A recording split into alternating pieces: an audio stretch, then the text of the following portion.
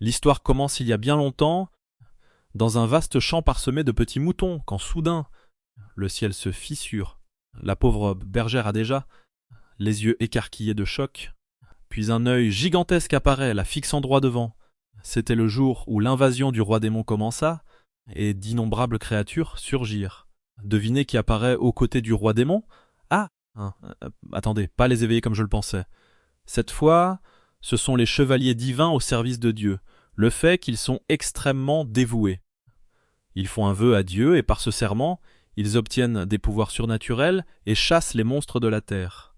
Cependant, le miasme démoniaque, une substance provenant du royaume démoniaque, reste très concentré dans plusieurs zones. La plupart des lieux touchés sont corrompus et dépérissent. Dans une ville abandonnée, on peut en fait voir une plante massif se nourrissant d'un corps tombé. Burke, attendez. Oh non, c'est une femme suspendue à l'envers. Et l'histoire dit que quiconque survit finit par devenir un démon. Mais quelqu'un tranche alors à travers elle, et la plante tombe au sol comme un déchet. Le vice-commandant des Chevaliers Divins, Karen, dit qu'ils sont arrivés trop tard. Oh, cette arme s'appelle Chien Vert. Exact. Quelqu'un appelle le vice-commandant et dit que la lune rouge est apparue. Nom d'un chien, la dernière fois que j'ai vu une lune rouge dans cette histoire, ça ne s'était pas bien terminé. Soudain, ils entendent des bruits de coups, et un homme dit qu'il y a des travaux devant, les prévenant de faire attention. Quand cette lune est dans le ciel, tout peut arriver. Karen s'approche du site, et à l'intérieur, il aperçoit un humain, un petit garçon avec une énorme tête et des yeux écartés plus que tout autre. Eh bien, c'est notre protagoniste, puisque nous avançons de 15 ans depuis le jour où il a été trouvé. Dans la cafétéria de l'orphelinat, quelqu'un dit qu'ils peuvent manger grâce au chevalier divin, donc ils devraient être reconnaissants. Mais quelqu'un appelle alors le garçon au premier plan. C'est Lika qui demande pourquoi sa portion est si petite. L'homme ne semble pas heureux d'entendre cela. Alors il se détourne, disant que ce n'est rien. En arrière-plan, il observe tout le monde dans la cafétéria tout en se rappelant comment les démons ont attaqué son village lorsqu'il était plus jeune. Il fut le seul survivant et fut amené ici pour être élevé par les chevaliers. Tout le monde trouve étrange qu'un bébé ait survécu tout seul. De plus, ils disent que la marque de naissance sur son visage prouve qu'il est un enfant des monstres. En d'autres termes, ils ne le voient pas comme l'un des leurs. À ce moment-là, quelqu'un jette des vieux poissons et des restes de nourriture dans son bol, disant que même cela est trop pour une créature comme lui. Tout le monde là-bas soupçonnait qu'il n'était pas vraiment humain, et comme ils avaient tous perdu leur famille à cause des démons, bien sûr ils n'étaient pas aimés. L'homme qui a jeté la nourriture appelle un enfant en pleurs à proximité. Lika sait que ce garçon n'est arrivé qu'hier. L'homme plus grand s'accroupit et dit que le père de l'enfant a été dévoré par un monstre déguisé en humain, la même race que Laïka. Il lui dit de s'excuser. Laïka est confus, ne comprenant pas ce qui se passe, mais le garçon crie déjà pour récupérer sa mère, le traitant de monstre pathétique. Et avec ça, l'homme écrase la tête de Laïka contre le sol, disant que s'il lui ordonne de s'excuser, il ferait mieux de le faire. Alors le pauvre garçon s'excuse. Que pouvait-il faire d'autre? Protagoniste aux cheveux blancs. Je pensais qu'il allait exploser avec son aura, mais il semble qu'il ait encore beaucoup à grandir. S'essuyant la saleté du sol, il dit que sa routine est la même depuis plus d'une décennie. En gros, on ne peut pas quitter cet endroit avant d'être adulte. De plus, à 15 ans, le prêtre peut l'envoyer devenir chevalier divin. Il doit réussir les épreuves, et pour Laïka, il ne reste que 5 jours avant son tour. Il ne supporte plus d'être coincé dans cet orphelinat maudit et a hâte de partir. Ce serait tellement mieux s'il pouvait vraiment devenir chevalier divin. La scène se déplace vers une statue, et quelqu'un dit que la cérémonie est sur le point de commencer. Quiconque atteint 15 ans et souhaite devenir chevalier n'a qu'à s'avancer et prononcer le vœu. Le gars rasait à côté de l'Icarican, disant qu'un monstre comme lui ne deviendra jamais chevalier divin. Puis le prêtre leur demande, un par un, de s'avancer à nouveau et de prononcer leurs vœux devant le calice. Ceux dont le liquide devient bleu ne peuvent pas devenir chevaliers. Mais ceux dont le liquide devient doré peuvent le boire, recevoir le vœu et gagner du pouvoir. Pour que le serment fonctionne, ils doivent offrir ce qui leur est le plus précieux à ce dieu. De plus, cette cérémonie ne peut être réalisée qu'une seule fois dans la vie, donc il ferait mieux de faire attention à ce qu'ils choisissent d'offrir. Le gars rasé passe en premier, et il jure de ne jamais fuir devant un monstre à nouveau. Sa sœur cadette a été dévorée par une créature juste devant lui. Maintenant il jure que peu importe le danger, il tuera tous les derniers. Le calice commence à briller, illuminant toute la salle, et soudain le liquide devient doré. L'homme dit qu'un vrai noble est apparu, et qu'il ne pourra plus jamais fuir ces créatures. Il prend la coupe, le prêtre la bénit, et la salle s'illumine. À ce moment-là, il ressent une étrange puissance circulant dans son corps. Tout le monde autour de lui est stupéfait. Le deuxième s'avance, déclarant qu'il vivra comme un vagabond sans famille une fois parti, car pour lui, la famille était ce qu'il y avait de plus important. Apparemment, ça a marché aussi. D'autres s'avancent, prononcent le vœu, et ça fonctionne. Une fille s'avance, fait le sien, et ça fonctionne aussi. Laika était sûre qu'il réussirait aussi, mais bien sûr, quand ça marche pour tout le monde, ça doit échouer pour vous.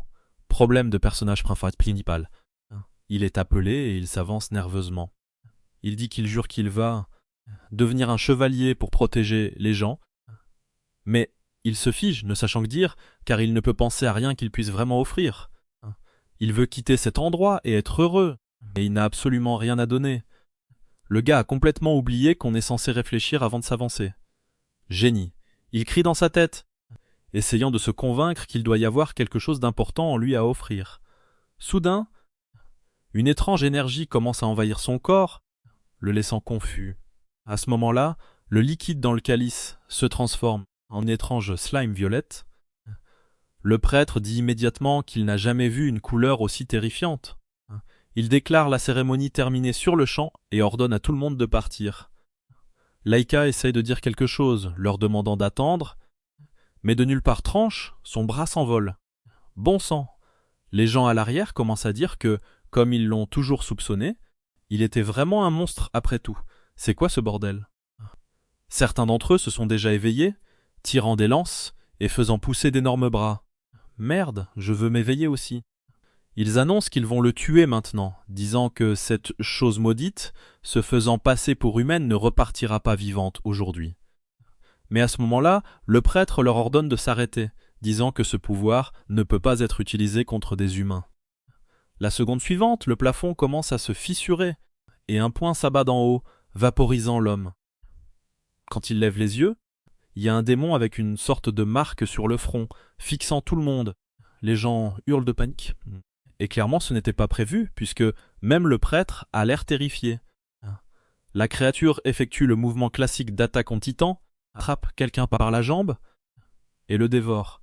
Le prêtre crie pour que tout le monde évacue et appelle les chevaliers divins, mais c'est lui qui se fait attraper.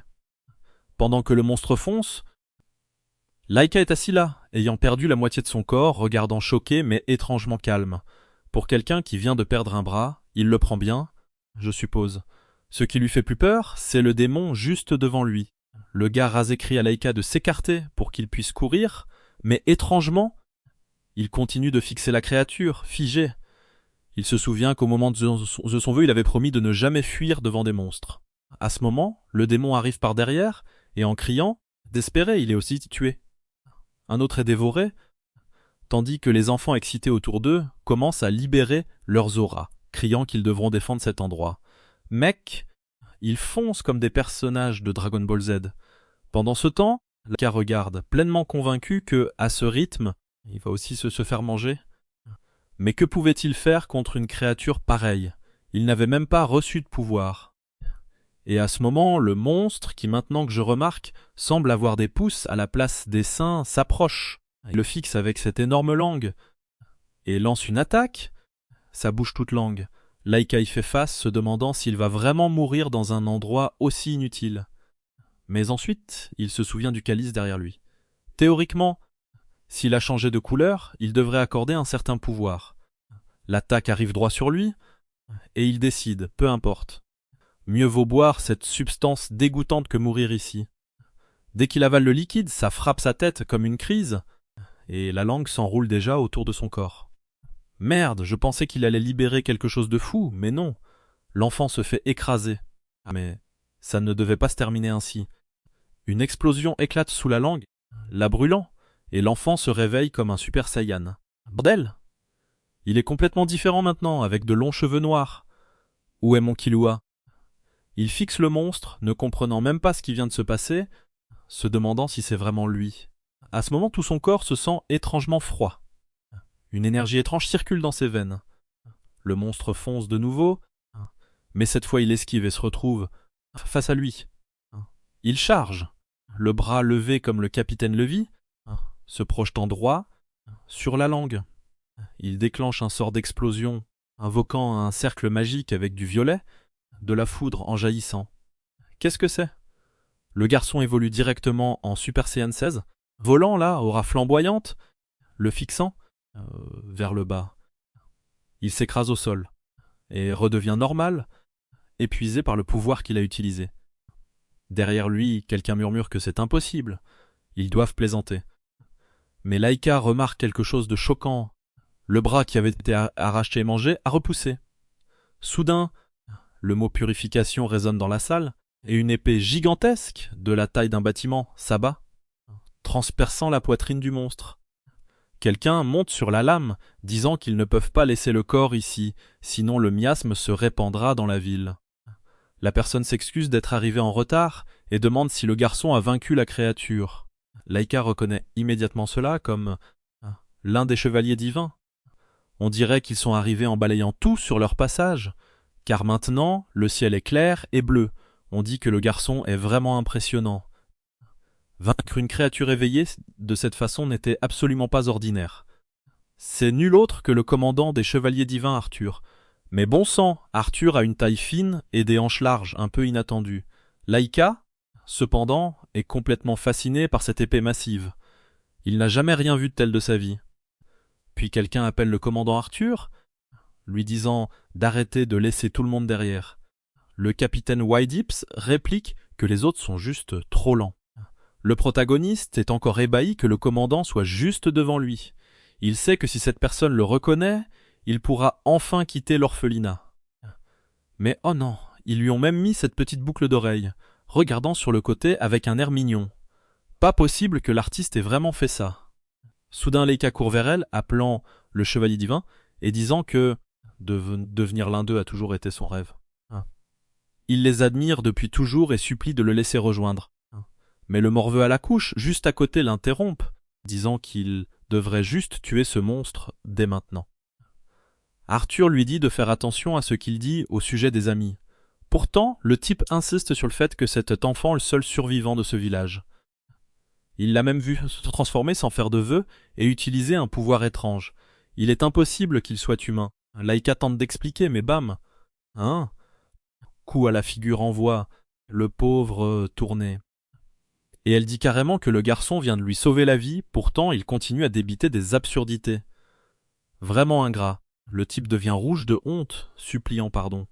Et le protagoniste reste surpris. Maintenant Arthur se tourne vers Laika, voulant savoir ce qui se passe avec le fait qu'il ne fasse pas de vœux. Laika dit qu'au moment où il allait prononcer ces paroles, le démon est apparu, mais il a quand même gagné la puissance pour se battre. Il a bu dans le calice sacré après qu'il ait changé, donc il a la puissance. Mais elle répond que sans vœux, obtenir une telle puissance, c'est impossible. Alors, qu'est-ce qui lui a été pris exactement? Ou pourquoi ce pouvoir s'est-il éveillé? Laika balbutie jusqu'à ce qu'elle dise qu'il a capté son intérêt. Elle veut voir ce pouvoir qu'il possède soi-disant. Il ne comprend pas vraiment, mais elle lui dit d'activer ce que c'est, car elle veut le voir de ses propres yeux. Le problème, c'est qu'il n'a aucune idée de comment activer ce pouvoir. Cela n'est arrivé que lorsqu'il a bu du calice. Arthur croise les bras et dit que c'est facile à régler. Elle attrape le garçon et le projette. Droit vers le haut, comme Team Rocket, s'envole au-delà de la stratosphère. En bas, elle crie que maintenant, il ne lui reste plus qu'à activer ce pouvoir. Sinon, il va tomber et mourir. Pendant que sa compagne l'appelle un démon, Laika chute à travers le ciel, se demandant ce qui lui prend à cette femme, et réalise que si le pouvoir ne s'active pas, c'est fini pour lui. Pire, il est toujours en plein ciel. Ce qui ressemble à un démon croise son regard, le laissant confus. Depuis le sol, Arthur dit calmement qu'elle avait oublié que c'était le territoire des oiseaux dévoreurs de ciel. Son compagnon crie que ce n'est pas le moment de se relaxer. L'enfant va définitivement se faire manger. Mais avant qu'elle puisse répondre, la bête l'avale. Et les deux restent là, réalisant qu'ils ont fait une erreur. Immédiatement, l'homme prend son envol disant qu'il devra l'aider. Et honnêtement, cette histoire est vraiment digne de Dragon Ball Z. Elle admet que c'est inattendu, mais peut-être que c'est l'occasion parfaite pour déclencher à nouveau le pouvoir du garçon. Le compagnon s'exclame qu'elle doit vraiment être un démon. Pendant ce temps, dans le ciel, Laika est coincée dans le ventre de la bête, se sentant corrodée. Tout autour de lui, les restes des victimes. Il sait que s'il reste encore quelques heures, il est mort. Mais cela ne prendra même pas autant de temps. Une autre créature arrive par derrière, prête à mordre. Il devrait être mort en quelques secondes. Mais il se rappelle alors que le gars chauve lui avait dit de simplement mourir. Cela le rend encore plus en colère, pensant qu'il est coincé. Ici, à cause de ce maudit gamin de l'orphelinat qui parle trop. Vraiment, ses enfants et les chevaliers divins étaient les pires, mais il n'acceptera jamais de mourir dans un endroit comme celui-ci. Soudain, il se transforme à tout nouveau, tandis que l'intérieur de la créature l'attaque, de tous les côtés. En bas, le bleuy demande pourquoi elle est si imprudente. Elle répond qu'elle veut savoir si la puissance pour vaincre un démon non classé seul pourrait réellement leur être utile. Soudain, dans le ciel, l'estomac de la bête commence à gonfler et un X s'ouvre sur sa poitrine tandis que le protagoniste le traverse. Il émerge du sommet de son corps, s'élançant dans les airs. Alors qu'il s'apprête à toucher le sol, il tend la main et libère une rafale d'air, amortissant sa chute. Le bleuy se précipite pour l'aider, demandant s'il va bien, notant qu'il semble étrangement intact. Mais Arthur, en arrière-plan, dit que c'est étrange qu'il ait tué cette créature. Il aurait dû être au niveau d'un vice-commandant. Puis elle dit qu'il y a 15 ans, un bébé a été trouvé dans une maison abandonnée. Et il semble qu'il ait beaucoup grandi depuis. N'est-ce pas, Karen? C'est exact. C'est l'homme qui a sauvé le protagoniste au tout début. Assez fou, non? Il l'a sauvé à l'époque et l'a retrouvé 15 ans plus tard. Mais Karen n'y savoir quoi que ce soit à ce sujet. En fait, il dit que pour ce garçon, peut-être aurait-il mieux valu qu'il meure à ce moment-là. À ce moment, Arthur appelle l'idiot à côté d'elle et annonce qu'elle prendra cet enfant, car ils doivent surveiller ce pouvoir étrange. En plus, elle dit qu'elle leur donnera quelques conseils. Dans la situation actuelle de l'humanité, il n'y a pas de place pour s'inquiéter de l'identité de quelqu'un. Les humains ont besoin de toute l'aide possible, car le temps presse. La scène se déplace vers les chariots. Soudain, l'ambiance devient grecque, et notre protagoniste y fait une sieste. J'imagine que ça devait être un genou assez confortable. Qu'est-ce que c'est que ça, gamin? Reposer sa tête sur une cuisse, il prend la pire décision, roule sur le côté et fuit le contact d'une femme. Bon, cette femme l'a quand même projeté dans le ciel. Honnêtement, oui, c'est probablement mieux de courir. Il demande où il se trouve, puis remarque qu'il est dans une sorte de carrosse volant. Arthur explique qu'il manque de temps, donc ils ont dû partir avant qu'il se réveille. Dommage qu'il n'ait pu dire au revoir à personne là-bas. Il rit un peu, disant que c'est drôle qu'elle ait même mentionné ça, mais ensuite il se demande si cela signifie qu'il fait maintenant partie de l'ordre des chevaliers. Elle dit oui. À partir d'aujourd'hui, il est sous la protection des chevaliers. Il ne comprend pas vraiment, se demandant ce que signifie être sous leur protection. Elle explique que son existence est une irrégularité, même pour eux. Ils ne savent pas encore s'ils peuvent lui faire confiance, et cela sera déterminé par ses actions à l'avenir. Il dit qu'il comprend, mais il veut savoir ce qu'il est advenu de l'orphelinat. Karen explique que les zones critiques du bâtiment ont été détruites, donc il a été officiellement décidé de le fermer. Tous les enfants et le personnel seront répartis et envoyés dans d'autres orphelinats. Arthur ajoute que le plus triste est que la plupart de ces enfants étaient sur le point de faire leurs vœux. Elle demande ensuite si quelqu'un manque à Laika. Se souvenant uniquement de l'humiliation qu'il a subie, il dit non. Absolument personne. Mais surtout, il veut savoir où ils vont. Elle explique qu'ils se dirigent vers les casernes de la capitale sainte d'Alha, un lieu rempli d'innombrables chevaliers et cadets comme lui.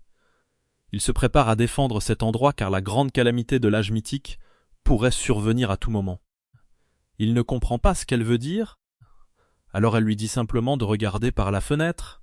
Dehors, le ciel commence à se fissurer. Au début de l'histoire, il a été question de cette rupture dans les cieux, et d'elles ont émergé d'innombrables monstres et êtres d'un autre monde. Menés par le roi démon, souverain d'un autre royaume, ils cherchaient à devenir les dieux de celui-ci. Le roi démon et ses démons célestes ont conquis et détruit des parties de cette terre, la corrompant par l'essence démoniaque. Mais à la fin, l'ordre des guerriers divins l'a chassé. Les démons ont été encerclés et scellés à la limite du continent. C'est la seule raison pour laquelle les humains ont encore des terres habitables. Le problème est que la population continue de diminuer, et défendre la terre devient de plus en plus difficile chaque jour. Elle ne sait pas pourquoi ces ruptures sont revenues. La seule chose qu'ils savent, c'est que quelque chose de plus grand que précédemment est sur le point de se produire, et les seuls capables de l'affronter sont l'ordre des chevaliers. Laïka ne comprend toujours pas vraiment lorsque elle se penche soudain, pose sa main sur son visage et dit qu'elle place beaucoup d'espoir dans son pouvoir. Le protagoniste rougit vivement et honnêtement, je pouvais deviner que cette femme était dangereuse dès que j'ai vu comment l'artiste avait dessiné ses proportions.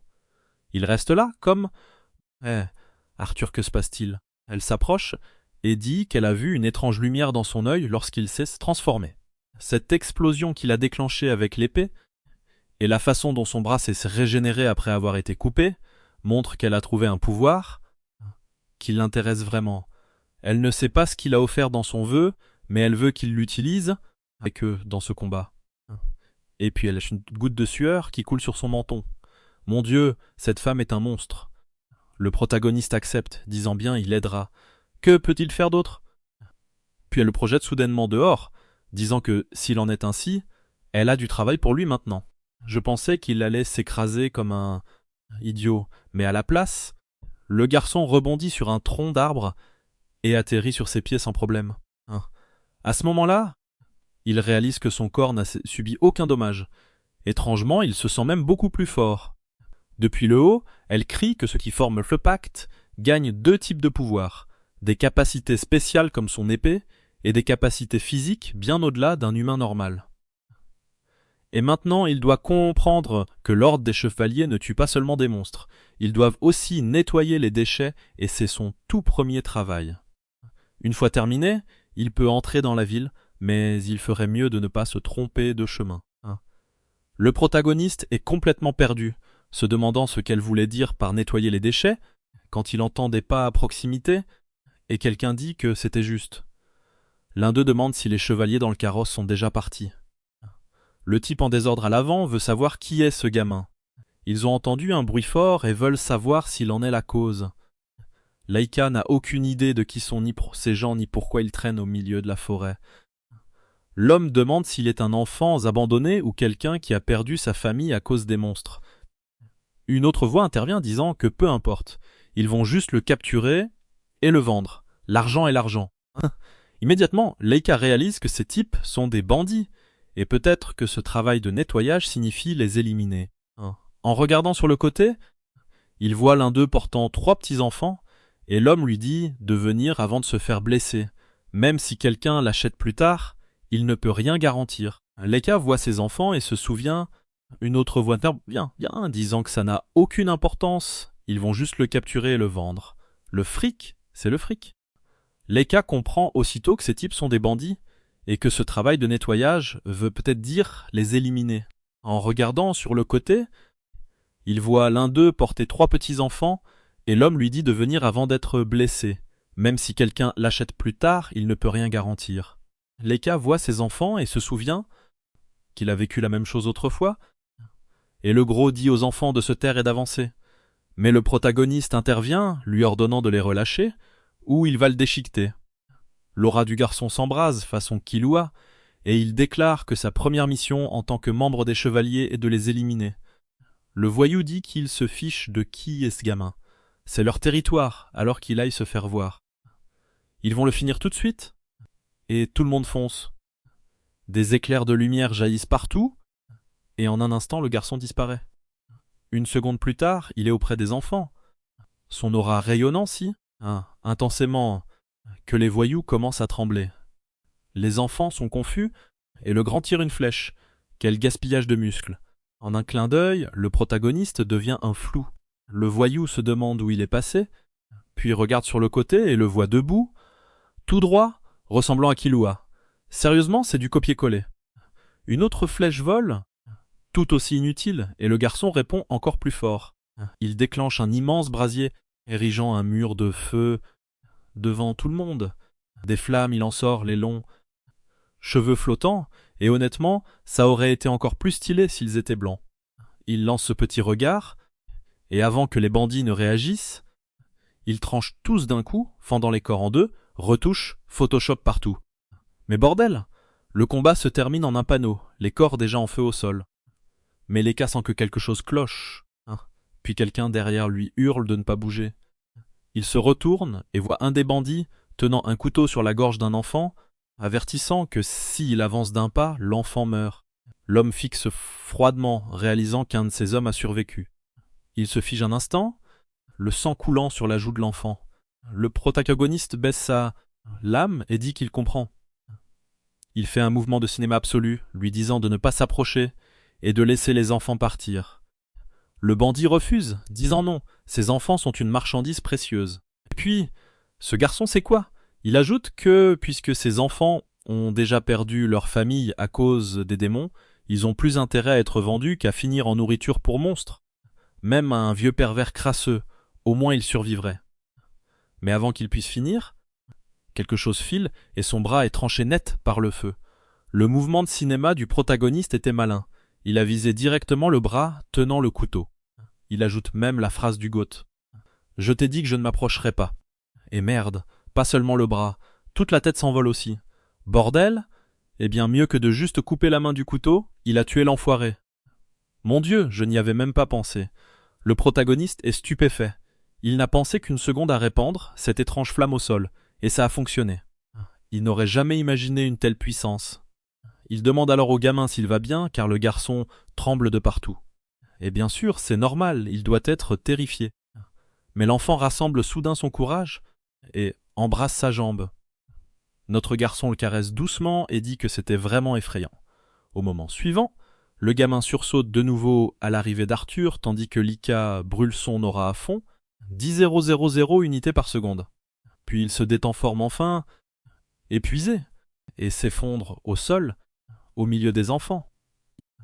Pendant ce temps, au château, Karen arrive furieux, exigeant de savoir ce qui se passe, et il est surpris quand les enfants amènent le protagoniste. Qu'attendait-il d'autre? Ils disent qu'il a été celui qui leur a donné les instructions.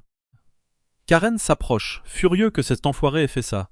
Il soulève Lika sur son épaule, le traitant de honte pour avoir causé des ennuis à ceux qu'il devait protéger. Étrangement, le garçon bave en dormant, reposant paisiblement, tandis que Karen grogne que c'est un échec. Maintenant, il veut savoir ce qu'ils doivent faire de lui. Au-dessus, un groupe observe, et bam. Voici Franc, une nouvelle alliée, qui dit que son visage endormi est adorable. Kenneth marmonne que son cœur est trop tendre. Pour lui, ce garçon a un X. Le costaud Griffe dit que c'est une honte d'être aussi épuisé pour une simple mission de nettoyage. Jack ajoute qu'il est déçu, vu tout ce qu'ils ont entendu à propos du gamin. Mais depuis son trône, Arthur, la magnifique, dit qu'il juge un garçon qui vient juste de s'éveiller. Ils sont beaucoup trop sévères. À ses yeux, ils continueront de l'observer et c'est décidé ainsi. Mais évidemment, ils s'attendent à ce qu'il fasse beaucoup plus de progrès la prochaine fois. La scène se déplace vers une autre partie du château. Des fruits sur la table, un banquet dressé pour notre garçon, qui bave toujours, étincelant de plaisir. Il a du mal à croire que tout cela est vraiment pour lui. Il commence à manger tout ce qu'il voit, et quelqu'un lui propose même un verre. Des servantes s'affairent autour. Il s'excuse pour son retard, mais elle lui dit de ne pas s'inquiéter. Il peut prendre tout son temps et manger autant qu'il veut. Lika réalise que, contrairement à l'orphelinat, il peut manger en paix ici sans qu'on le dérange. Vraiment, rejoindre l'ordre des chevaliers en valait la peine, mais quelqu'un l'appelle. Un garçon derrière demande s'il est Laika. Le protagoniste se tourne maladroitement et dit oui. Le garçon se place juste devant son visage, le fixant, le laissant confus. Il se détourne, disant qu'il a vraiment la tête d'un idiot, et lui ordonne de le suivre, disant qu'ils vont voir s'il est un idiot utile ou inutile. Laika est perplexe. Qui est ce type qui surgit de nulle part et dit ça? L'homme se présente comme Kenneth, deuxième commandant. Le protagoniste est un peu secoué, mais Kenneth lui dit juste de se taire et de suivre. Puis il se tourne vers la fille à côté d'eux, demandant combien de temps elle va porter cette tenue. Et soudain, tout s'explique, c'est pour ça qu'il y avait tant de servantes. C'est Franc déguisé en l'une d'elles. Apparemment, la fille est cosplayeuse. La scène change encore pour une forêt où Laika marche avec eux deux. Il est nerveux, mais Franc lui dit de ne pas s'inquiéter. Ils ont beaucoup de travail, mais leur objectif ultime est que tout le monde revienne sain et sauf. Il dit qu'il comprend, tandis que Mick n'arrive toujours pas à croire que c'est la même personne qu'avant. Cette fille était-elle vraiment si importante? Kenneth dit qu'ils sont presque à Turrivé, et Franc explique qu'elle va raconter l'histoire encore une fois. Apparemment, des monstres ont été repérés aujourd'hui en dehors de la capitale royale. Pour éviter des dégâts, l'armée a décidé d'agir rapidement, alors ils ont été envoyés même sans certitude. Évidemment, ils sont surtout là pour voir ce que Laika peut faire. Comme il rejoint maintenant l'ordre, ils doivent tester son pouvoir. La commandante elle-même hésitait sur ce qu'il fallait faire de lui, alors il peut considérer tout ça comme une évaluation. Laika n'est pas très excitée, car cela signifie qu'il pourrait encore perdre sa place chez les chevaliers. Mais cette insécurité disparaît quand la grande arrive, le caresse doucement et dit qu'elle a de grandes attentes pour lui. Elle a entendu de la commandante qu'il a de grandes capacités. Son expression change immédiatement et il sourit, disant qu'elle peut compter sur lui. Ce sera facile, il veut immédiatement savoir qui sont les ennemis et quels monstres il va éliminer. Kenneth réplique qu'il est assez confiant pour quelqu'un qui devait être porté par des enfants après les avoir sauvés. Il prévient Laika, s'il décide qu'il est inutile, il sera expulsé des chevaliers. À en juger par sa tête stupide, c'est le résultat le plus probable. Laika lui crie d'arrêter de parler, demandant pourquoi il agit toujours si dur. Ils ont probablement le même âge, alors pourquoi se croit-il supérieur? Honnêtement, Kenneth a l'air épuisé, s'il est vraiment du même âge que notre protagoniste. Un Franc intervient, apaisant les choses et disant d'arrêter de se battre. Elle s'excuse auprès de Laika et explique que Kenneth a juré d'être toujours brutalement honnête. Cela agace encore plus Laika, car maintenant il sait au fond de lui que Kenneth le prend vraiment pour un idiot. Kenneth confirme puis demande ce qu'il en est de son absence de vœux. Laika dit que ça n'a pas d'importance, mais Kenneth insiste que c'est étrange, car leurs pouvoirs viennent des vœux. Plus le sacrifice est grand, plus le pouvoir laisse. Laika pense vraiment? Ce n'est presque pas un sacrifice. Trop facile. Dans Hunter x Hunter, c'était bien plus intense. Le protagoniste est sur le point de dire qu'il sait déjà cela, quand bam, un pistolet apparaît soudain derrière sa tête.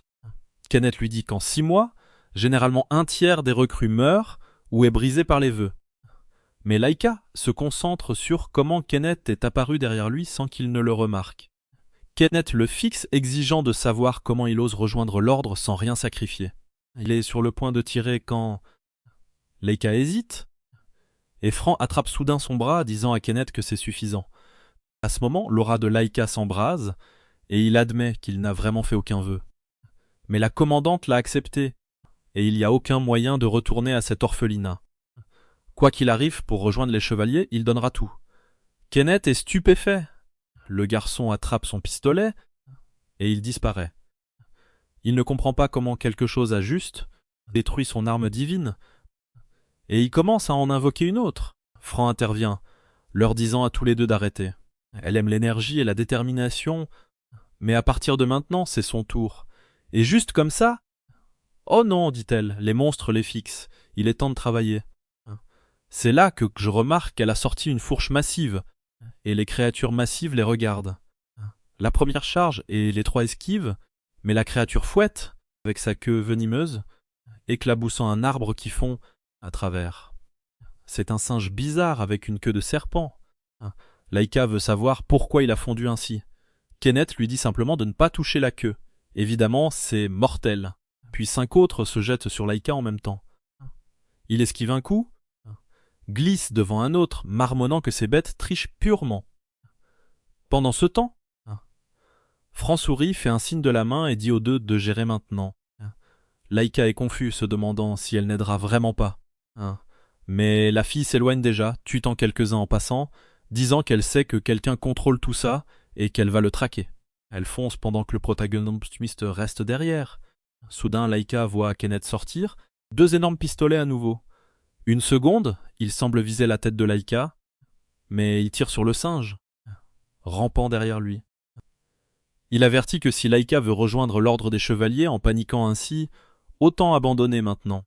Une autre bête bondit sur Laika par derrière, mais cette fois il sort son épée et tranche, disant qu'il ne rejoindra pas cet ordre sans prouver sa valeur.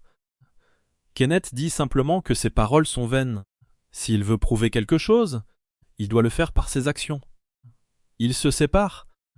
Kenneth, verrouillé comme un aimbot, fauchait les singes à gauche, et le protagoniste fonce avec son épée, saute sur le premier et le tranche, éliminant 4 en un seul mouvement. Leur corresse.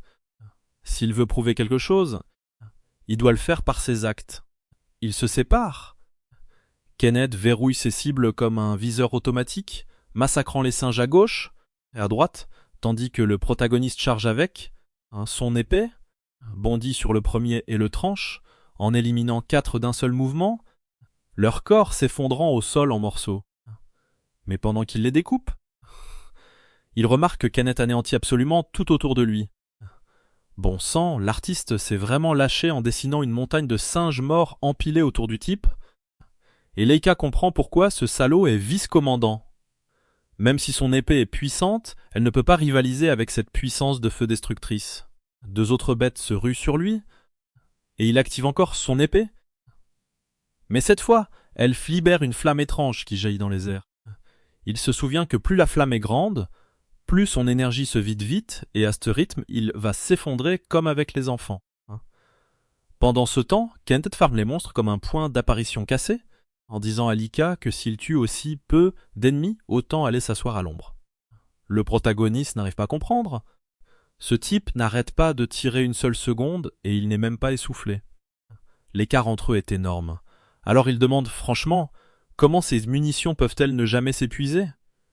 Kenneth explique que ces armes sont des armes divines et que les balles sont formées à partir de mana.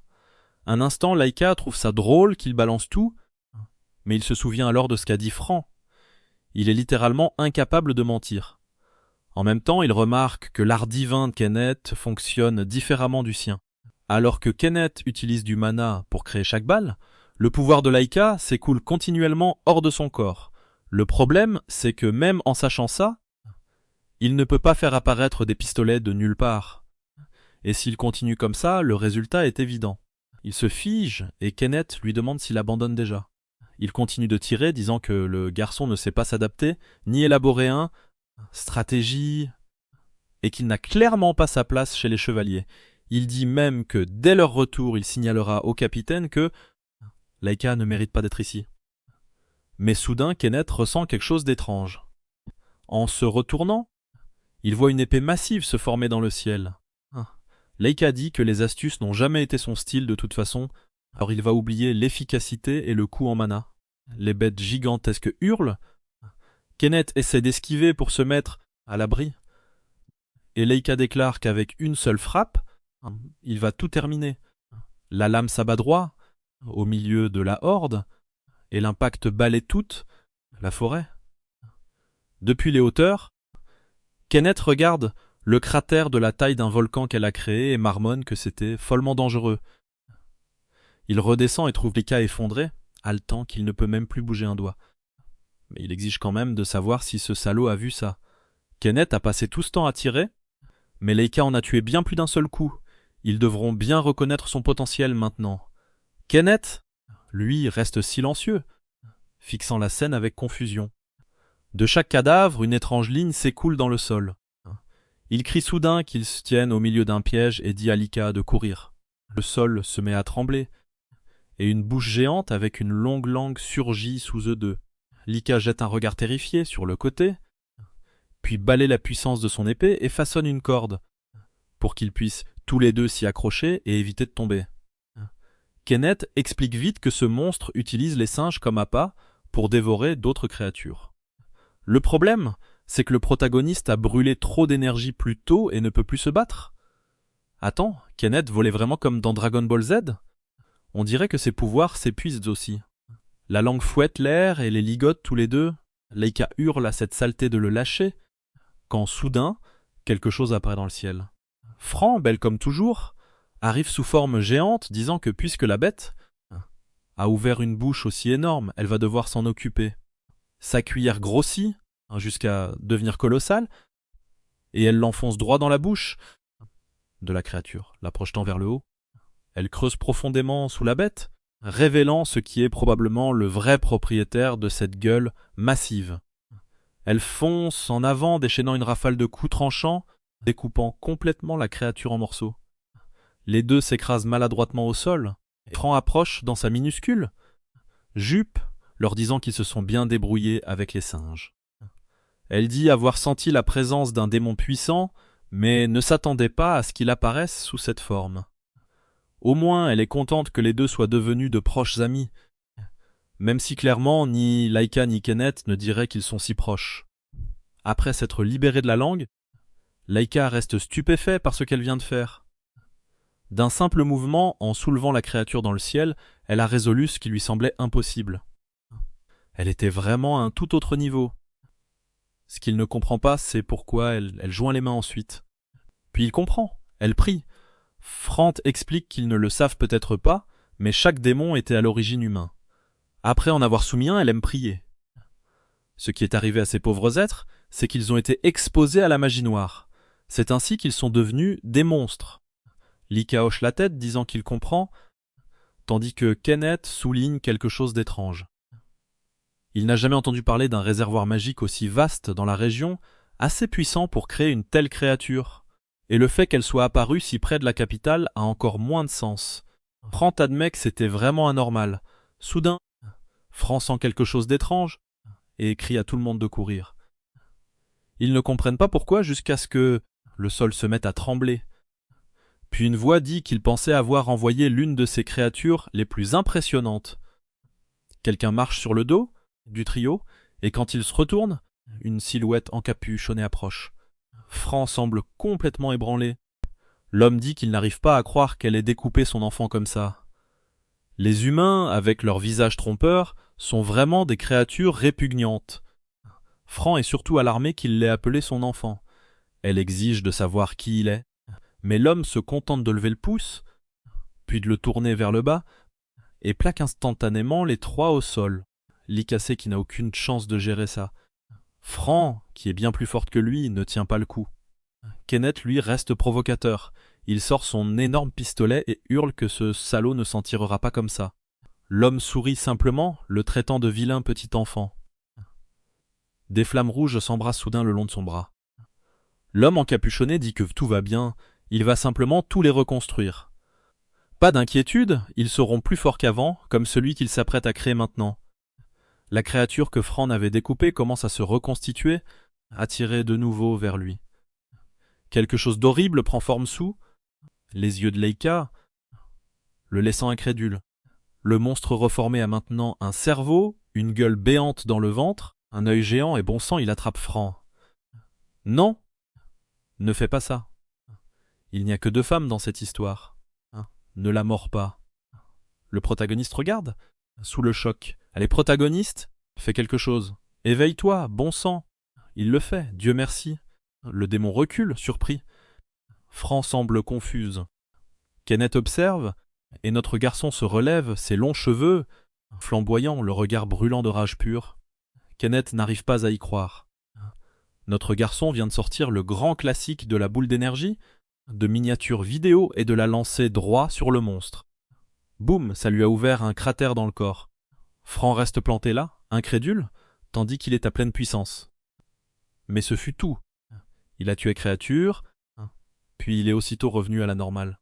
La silhouette encapuchonnée, cependant, est désormais intriguée par le gamin, disant qu'il est vraiment incroyable. Bouger ainsi sous un champ gravitationnel aussi écrasant aurait dû être impossible. Et en plus, il est certain que la flamme de tout à l'heure n'est pas censée exister dans ce monde. Il tire Laika vers lui, disant qu'il est fascinant et demandant pardon. Soudain, il ouvre la pupille du garçon et voit quelque chose de rouge briller à l'intérieur. À cet instant, il marmonne qu'il comprend. Le garçon a passé un contrat avec un dieu d'un autre monde. Mais penser qu'il a offert une chose pareille, de la folie. Pendant que l'homme se perd dans son discours, le protagoniste lui enfonce son attaque droit dans la poitrine. Il se moque même de lui, en disant que ce salaud parle beaucoup trop. Toute la silhouette commence à se désintégrer, ne laissant que ses vêtements, au sol. Leika s'effondre alors face contre terre, et les deux autres reculent en titubant, se demandant s'il l'a vraiment tué. Fran pense que c'est pratiquement impossible. Elle vérifie les vêtements et découvre que ce qui reste est une sorte de marionnette. Qui que ce soit, il l'a contrôlée à distance. Les deux essaient de réveiller Leika, mais il est parti au pays des rêves, dormant paisiblement. Fran, en revanche, est secoué par cette étrange marionnette capable de faire apparaître des créatures. Quel genre de pouvoir faut-il pour écraser tous les trois si facilement à distance? Puis elle sursaute soudain, se demandant si ce pourrait être le maître de la magie, le commandant Tempest. Coupure sur un village tout droit sorti d'un jeu mobile. Une petite fille ouvre la porte et appelle Tempest. Et ça, ce serait Rimuru? Un homme avec un livre sur le visage dit que la journée est trop brutale, et qu'il n'est qu'un vieil homme qui veut se reposer un peu. Il a de longs cheveux, un peu comme une version plus mince et dégingandée de Leika. Il dit avoir trouvé quelque chose de merveilleux, et que son cœur bat à tout rompre. La fille le taquine, disant qu'il a toujours été un rêveur écervelé. Il claque des doigts, se verse du thé, et dit qu'il préfère être paresseux de toute façon. Puis, en contemplant le ciel qui se fissure, il dit que des choses passionnantes vont se produire désormais. Pendant ce temps, le groupe ramène Leika. Kenneth grogne qu'il ferait mieux de se réveiller, disant qu'il n'a pas envie de le traîner jusqu'à la capitale. Mais le protagoniste est perdu dans ses pensées, au sujet de cet étrange homme et de ce qu'il a dit. Qu'est-ce que j'ai bien pu offrir pour obtenir un tel pouvoir? Était-ce quelque chose du genre « Tu deviendras un monstre, tuant tout sur ton passage ?» De retour à la base des chevaliers, la rumeur se répand que le garçon a passé un contrat avec un dieu d'un autre monde. L'endroit est une caserne souterraine, et Griff insiste. Si c'est vrai, alors il s'oppose aux fondations mêmes de l'ordre des chevaliers. Je ne sais toujours pas si le vice-commandant Jack est un homme ou une femme. Le style de cet artiste rend ça difficile à dire. Jack a des bras énormes, mais on dirait aussi qu'il a une poitrine. Quoi qu'il en soit, Jack souligne que le garçon semble avoir produit une arme divine gigantesque. Ça, c'est clair. Karen est d'accord, disant que le gamin s'est démontré utile au combat 2 fois. En plus, ils ne peuvent pas croire aveuglément ce qu'une marionnette flippante a dit devant tout le monde. Le blond, lui, dit que le maître de la magie semble impliqué et que le risque est beaucoup trop grand. Cette organisation n'a pas de place pour l'incertitude, car tout ce que ces gens mène au chaos. Voilà le vice-commandant Gavin qui fixe intensément les hanches larges d'Arthur. Elle répond qu'elle veut entendre l'avis de Frantre, puisqu'elle était là sur le moment. Fran répond que lorsque cette créature est apparue, Kenneth et elle ne pouvaient même plus tenir debout. Si Leika n'avait pas été là, il serait mort, c'est sûr. Mais en même temps, Fran a noté que Leika lui-même ne pouvait peut-être pas contrôler correctement ce pouvoir. Gavin ajoute que ça le blessait chaque fois que le garçon utilisait ses capacités. Il finissait complètement vidé et inconscient. Comment pourrait-il compter sur quelqu'un comme ça ou espérer qu'il le maîtrise un jour? Honnêtement, je préfère avoir quelqu'un d'imprudent dans mon équipe plutôt que tout le monde mort. Arthur y réfléchit et dit qu'elle comprend. Il lui était difficile de contrôler ce pouvoir parce qu'il venait d'un autre monde. Savoir s'il était fait pour devenir chevalier ou non, c'était quelque chose qu'il devrait déterminer avec le temps.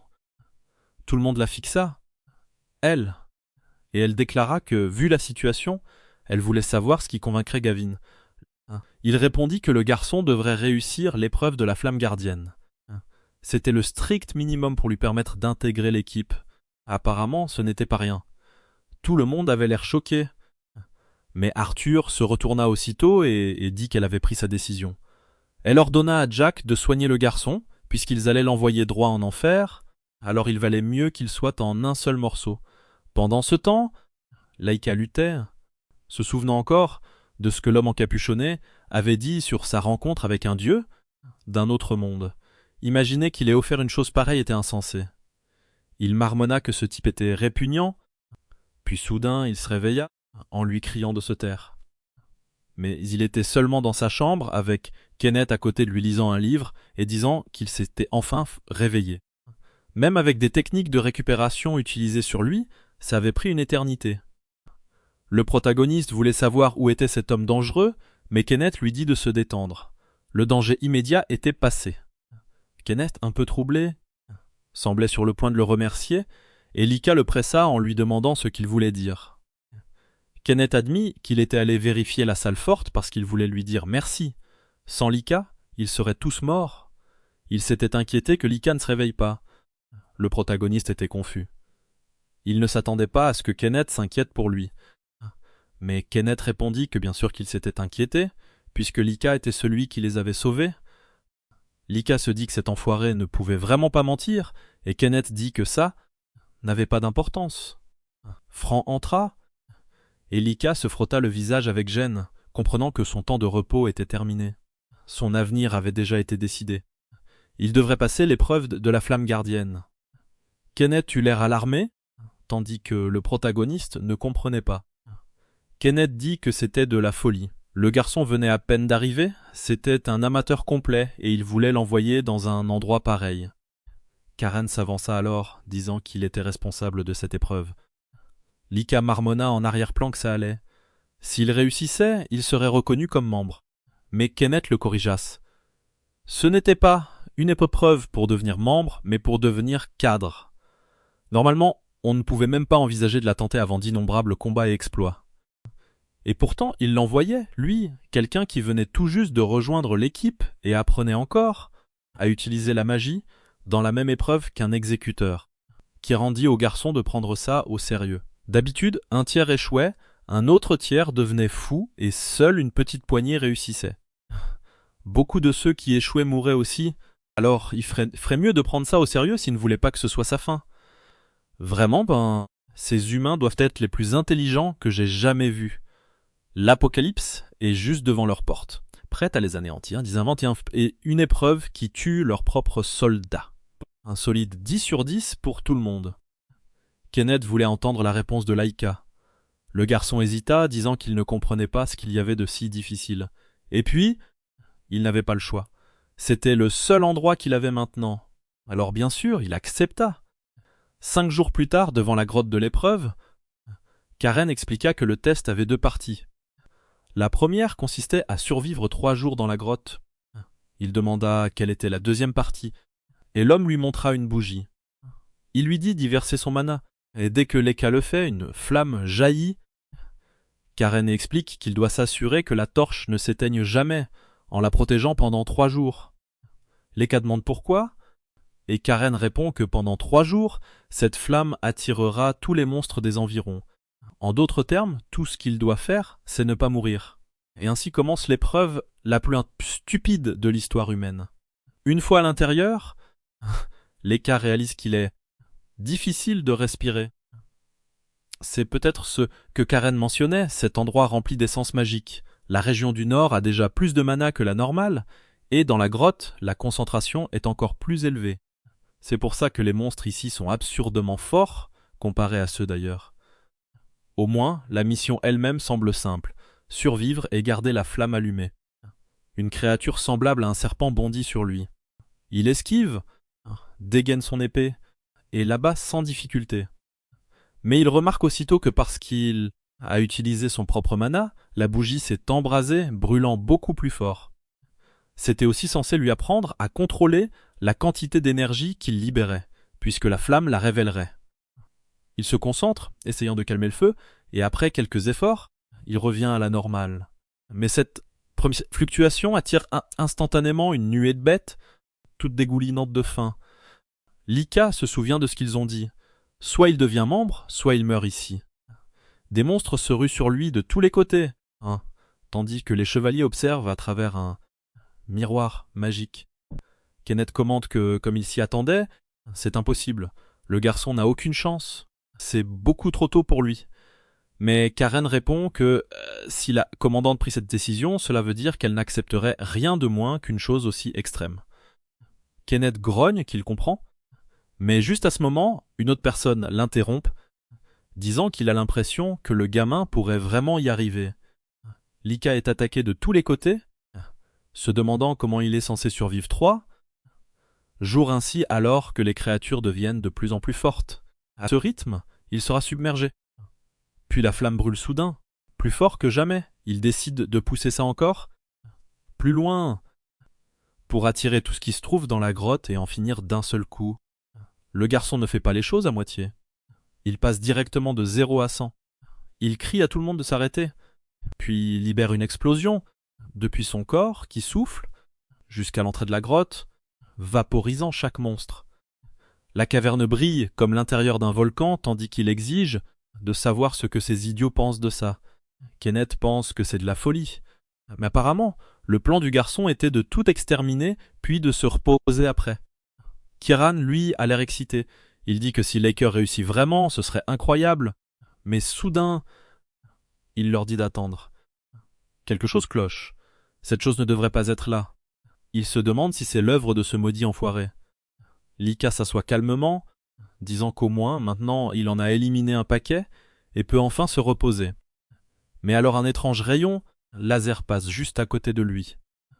En se retournant, il voit une créature bizarre approcher.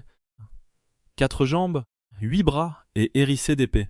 Il est confus, se demandant quel genre de bête c'est, tandis que Karen la reconnaît immédiatement. Berserat, une créature développée par les chevaliers eux-mêmes. En vérité, c'était un monstre conçu pour tuer d'autres monstres, et il n'était absolument pas censé être ici. Karen contacte immédiatement les baraquements, exigeant de savoir si c'est leur œuvre. Cette épreuve était censée n'impliquer que des monstres ordinaires. Gavin, le plus grand idiot vivant, admet qu'il testait juste un prototype. Il pensait que la situation était pratique, alors il l'a mis dans la grotte pour voir s'il tuerait quelques créatures. Par hasard, il s'est retrouvé dans la même épreuve. Karen réplique qu'il ne croira jamais ces absurdités, mais Gavin répond froidement qu'il ferait mieux de ne même pas penser à sauver le garçon. Cette épreuve est censée être difficile. S'il ne peut pas la gérer, alors il mérite de d'échouer. Ils disent qu'ils n'ont pas besoin d'un gamin comme lui. Vraiment ? Ce gamin a déjà sauvé 2 de leurs propres coéquipiers, donc l'accepter est parfaitement logique. Honnêtement, on dirait de plus en plus que ce fou. Gavin est le véritable ennemi de l'humanité. À ce moment-là, Fran servante est dans la pièce, le rêve de tous les osmes. Elle cuisine à la maison et conquiert le monde dehors, vraiment imbattable. Gavin, lui, demande pourquoi elle s'abaisse à agir comme sert une servante. Elle dit que c'est juste un passe-temps. Moi, j'appelle ça un fétiche. Elle lui demande combien de sucre il veut. Il dit aucun. Elle répond qu'il semble étrangement joyeux aujourd'hui. Il répond qu'il ne pense pas. Mais peut-être qu'il est de meilleure humeur, parce que dans cette organisation, moins il y a de problèmes, mieux c'est. Honnêtement, il est probablement content parce qu'il pense que Laika va mourir. Et Laika est dans la grotte à esquiver, des lasers de tous les côtés, lançant des boules d'énergie sur le monstre, les faisant exploser. Mais la créature n'est absolument pas affectée. Laika se demande pourquoi des attaques assez puissantes pour tuer tous les autres monstres ne fonctionnent pas cette fois. Pire encore, la flamme brûle toujours fort, ce qui signifie que d'autres créatures pourraient bientôt être attirées vers lui. Il esquive 2 autres coups pendant que le monstre verrouille sa position. Lika sait qu'il ne peut pas continuer à déverser autant d'énergie, le feu l'épuise, et d'autres vont bientôt apparaître.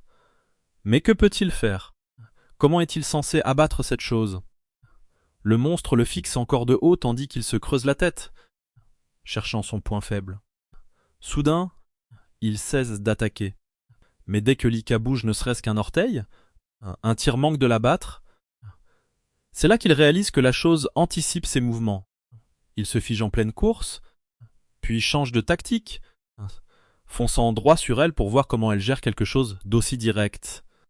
Il se faufile entre 2 lasers, glisse sous sa jambe et la tranche en 2, plus facile que prévu. Mais ce n'est pas fini. La bête s'écrase contre le mur puis bondit à nouveau. Lika grogne, déclarant que cet enfoiré est fini, et plante sa lame droite dans son visage, transperçant l'œil et arrachant ce qu'il y avait à l'intérieur. Il voit que la créature est entièrement faite de câbles, et annonce que c'est terminé maintenant. Gavin fixe l'image, furieux tandis que Frank applaudit, louant à quel point il est impressionnant. Elle dit à Gavin de mettre du sucre dans son café. Il en verse une montagne pour se calmer et l'avale d'un trait. Puis il lui dit de partir. Il veut être seul et elle accepte. L'idiot reste là, tremblant, murmurant que c'était juste pour s'assurer, parce que personne n'était censé survivre aussi facilement à cette grotte. Pourquoi essaie-t-il autant de tuer le garçon censé être l'espoir de l'humanité? Explique-toi, enfoiré. 3e jour de l'épreuve. Meg est tombée. Le protagoniste est épuisé, vidé, et la bougie est maintenant minuscule et vacillante. Cela signifie qu'il approche de sa limite. Il voit de la chair de monstre devant lui et se demande si elle vient de bouger. Le léger tressaillement prouve que ce n'était pas son imagination. Les restes des bêtes qu'il a tuées, tellement nombreux, commencent à se relever. Une créature tordue se dresse devant lui et il ne comprend pas pourquoi. C'est peut-être à cause du mana dans cet endroit tellement dense. Dans tous les cas, cela aggrave encore sa situation. À cet instant, une lueur dorée remplit la caverne. On dirait une cloche qui sonne. Il se souvient de ce que Karen lui a dit. Il devait survivre, garder la flamme allumée et quitter la grotte quand la cloche sonnerait. Il ne lui reste plus qu'à sortir. Mais des monstres bloquent son chemin. Il essaie de forcer le passage sur le côté, serrant ce qui reste de la bougie. Il se force à avancer, refusant de s'arrêter, courant tandis que les bêtes se rapprochent derrière lui. Enfin, il aperçoit la sortie, juste au moment où un fouet claque dans son dos. Malgré ça, il continue d'avancer. Et honnêtement, ça n'avait même pas l'air de lui faire si mal. Il continue de pousser vers la sortie, mais évidemment, les monstres le poursuivent toujours par derrière. Puis bam, il trébuche et s'écrase face contre terre comme un idiot. Mais juste à cet instant, une frappe bleu file devant lui, et quelqu'un se place entre eux. C'est Karen souriant en disant au garçon que le temps est écoulé. Leica demande s'il a réussi, mais avant d'entendre la réponse, il s'évanouit. Car Zen dit oui, le garçon a bien tenu. Plus tard, il se réveille assis sur une chaise, groggy et confus. Il demande où il est, et Arthur lui dit que c'est la salle cérémonielle. Il veut savoir pourquoi, et pourquoi tout le monde se tient autour de lui. Arthur explique qu'ils vont commencer le rituel de transmission de la flamme gardienne. Les chevaliers de l'ordre sacré révéleront leurs vœux, porteront leurs armes et montreront leur loyauté à la nouvelle recrue. Karen s'avance en premier. Il déclare qu'en tant que capitaine de la 9e division, son vœu est de ne jamais emmener sa famille au combat. Attendez, ça veut dire qu'il ne tuera pas les familles, ou qu'il ne combattra pas avec elles? Cette partie n'est pas claire. Franc, magnifique comme toujours, capitaine de la 2e division, déclare que son vœu est de renoncer à la nourriture pour le reste de sa vie. Quoi? Alors qu'est-ce qu'elle mange pour rester en aussi bonne santé? Regardez ce torse, ses jambes, taillées comme un sacré félin. Kenneth, vice-capitaine de la 2e division, dit que son vœu est de ne jamais dire de mensonges. Griff révèle que son vœu est de consacrer son bras droit à Dieu. Jack? Oh, Jack est fou. Son vœu est de rester vierge toute sa vie. Ça doit faire de lui le plus fort ici. En gros, un dieu vivant. Et Gavin, bon sang, son vœu est de ne jamais dormir. Incroyable. En plus de ça, le vœu de son bouclier est de ne jamais pardonner à quiconque trahit l'ordre. 2 vœux enfoirés avides. Et comment peut-on vivre sans dormir? Sans nourriture? Ces gens sont incompréhensibles. Puis Arthur lève son épée bien haut et déclare son vœu de renoncer au genre. Oh non! Attendez, quoi? C'est quoi ce vœu? Renoncer au genre dans quel sens? Cesser d'être un homme? Cesser d'être une femme? Ni l'un ni l'autre? Lequel? Puis elle appelle la recrue Leica à porter ses armes et à prononcer un vœu. C'était la confiance qu'il devait leur prouver à tous. Et merde, il se souvient soudain. Il ne sait même pas quel est son vœu. Mais alors son aura s'enflamme. Ses cheveux se dressent et toute la salle tremble. Tout le monde halète, tremblant. Quand l'aura s'estompe, il dit que son nom est Leica, et quant à son vœu, il ne le connaît pas. Il n'a aucune idée de ce qu'est ce pouvoir, ni de comment il l'a reçu. Il se souvient seulement que le monstre a dit que c'était terrifiant qu'il ait abandonné une chose pareille. Mais il jure qu'il gagnera la confiance de tous et deviendra le chevalier le plus fort. Il ne laissera plus personne être blessé, et avant que cela n'arrive, il sauvera ce monde. Maintenant que j'y pense, Arthur Hanche Large ressemble à une femme, mais puisqu'elle a renoncé au genre, pourquoi la dessiner avec des hanches aussi larges? Bref, elle dit à Leica que pour la flamme de vie, il doit trouver la force et comme preuve de confiance qu'il a ce qu'il faut pour devenir chevalier, il l'accepte. Il l'accueille dans l'ordre sacré des chevaliers. Tout le monde pose, une main sur sa poitrine. Laïka lève les yeux vers le ciel, juste pour vérifier qu'il est vraiment bleu. Je reste perplexe devant leurs vœux. Beaucoup n'ont aucun sens. Arthur s'apprête à sortir quand Gavin l'arrête, disant qu'il n'arrive pas à croire qu'ils aient accepté quelqu'un qui ne pouvait même pas énoncer son vœu. Elle se retourne et le lui rappelle. N'était-ce pas lui qui avait dit que l'épreuve prouverait si Laïka était capable de les rejoindre ou non? En plus, ignorer son vœu et l'admettre ouvertement mettait déjà sa propre vie en danger. Cela seul était une preuve suffisante. Gavin réplique que l'irrégularité elle-même est le problème. Et si le garçon devenait une menace pour l'existence même des chevaliers? Elle répond qu'il s'inquiète trop. Cette flamme à lui, qui devient plus forte plus il frôle la mort, deviendra sans aucun doute une force dont les chevaliers auront désespérément besoin. Tandis que Gavin rumine encore, notre garçon est déjà accroché à Fran. Le chapitre suivant commence dans un train. Fran sourit, et le trajet doit durer 2 heures. À l'intérieur, il y a une section réservée aux chevaliers, et notre garçon reçoit même une petite cape. Il est fou de joie et fier, se disant qu'il n'y aura plus de jours pathétiques, plus de brimades. Sa vie va enfin devenir facile. Pauvre gamin, il ne comprend pas dans quoi il s'est embarqué. Il semble avoir oublié que le monde est au bord de la faim. Dans l'allée, une femme propose de la nourriture. Il en prend, mais dit qu'il n'a pas d'argent. Elle le rassure, c'est normal. C'est offert gratuitement aux chevaliers. Il rayonne, disant que la vie est trop belle maintenant. Il n'aurait jamais imaginé manger de la bonne nourriture gratuitement. Mais Jack le Vierge intervient, lui disant de ne pas croire que c'est vraiment gratuit. Il paie avec autre chose que de l'argent. Il se frappe la poitrine et dit qu'il paie avec leur vie.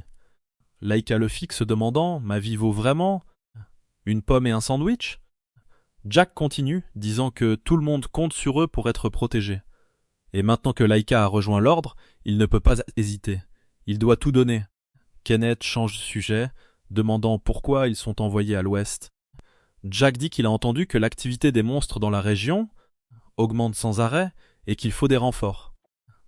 Laïka remarque que le train est rempli de chevaliers, ce qui signifie qu'ils envoient beaucoup de monde. Mais il se demande si tous les autres ici sont seulement des recrues. Pourquoi Kenneth est-il à bord? Kenneth explique que ce n'est pas parce qu'il est une recrue. Fran lui a ordonné de suivre Laïka et de surveiller les problèmes qu'il cause. Laïka se fige, confus, puis se tourne vers Jack et pose une question qui le tracasse. Il a juré de rester vierge à vie. Est-ce que ça a vraiment produit quelque chose? Jack a l'air un peu perplexe, mais Laïka insiste. Il n'a pas arrêté d'y penser. C'est bizarre. Jack explique que les vœux ne fonctionnent pas ainsi. Si quelqu'un abandonne quelque chose d'insignifiant, Dieu n'accordera pas le même pouvoir. Le vœu de virginité est différent. Il est lié à ceux qui te désirent. En gros, si tu penses être un tombeur et qu'1 milliard de femmes te couraient après, alors renoncer à tout ça est énorme. Laïka marmonne que ça le fait passer pour un pervers. Jack ajoute que ce qui compte, c'est à quel point l'offrande est précieuse pour toi. Il désigne Fran comme exemple. Elle a renoncé à nourriture. Pour elle, ce n'était pas juste une question de survie. Cela avait clairement un sens plus profond. C'est pour ça que son pouvoir est si fort. Maintenant, les cœurs pensent à Arthur, renoncer au genre. Comment ça a fonctionné exactement? Tout le monde se tait un instant. Puis Jack révèle qu'Arthur est en réalité une princesse. Je le savais. Ses hanches larges ne trompaient personne. Kenneth explique qu'Arthur a été choisi dans la famille royale. Le précédent capitaine était son demi-frère, et quand il est mort, elle a hérité du poste. Elle avait été une princesse choyée et délicate toute sa vie, donc renoncer au genre, quelque chose lié à son identité, son apparence et son rôle, était profondément significatif. Laker comprend que cela explique comment elle a obtenu une puissance aussi incroyable. Pourtant, il a l'impression que certains vœux devraient être plus durs. Il s'attendait à ce que les gens se coupent les oreilles, perdent l'ouïe, s'arrachent les yeux, perdent la langue, de vrais sacrifices. Jusqu'ici, tout le monde a abandonné quelque chose de petit. Enfin, sauf Jack. Son vœu est vraiment brutal, une pure souffrance. Les trois rient et se chamaillent un peu. Même Jack se joint à eux quand, soudain, la porte coulisse et un homme coiffé d'un chapeau entre. Il s'avère que c'est le contrôleur qui remercie tous les chevaliers de l'ordre d'être là aujourd'hui pour protéger le train. Il se présente comme Douga, et juste à ce moment, la femme à côté semble confuse, se retournant et se demandant qui il est. À cet instant, un type louche au chapeau balance son bras, et en un éclair, 2 personnes sont transpercées à la poitrine. Jack bondit, esquivant une attaque qui jaillit du sol, déchirant les sièges. À ce moment-là, plusieurs chevaliers sont déjà morts. Honnêtement, de la chair à canon totale. Inutile.